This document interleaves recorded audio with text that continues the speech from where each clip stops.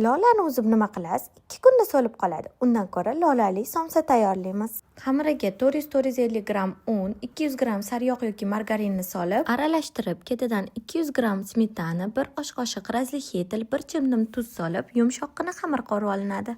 Tayyor bo'lgan xamirdan 50 gramli zuvalachala yasab olib, 1 soatga muzlatgichga tindirgani qo'yib qo'yiladi. Bu orada nachinkasiga 500 gram tovuq go'shtiga, 200 gram qo'ziqorin, 2 ta piyoz, ketidan 200 gram sir, tabga ko'ra tuz va murch solib aralashtirib olamiz. Shu bilan nachinkamiz tayyor bo'ladi. Tingan zuvalachalarni yoyib, ichiga nachinka solib, lola ko'rinishga keltirib olamiz. Nachinka solib o'rayotganda ehtiyotkorlik bilan o'rab, chetlarini yaxshilab yopishtirib qo'yamiz, ochilib ketmasligi uchun. Tayyor bo'lgan lolalarning ustiga tuxum surib, sedana sepib, 180 darajada qisib turgan duxovkaga 30-35 minutga qizarib chiqquncha qo'yiladi.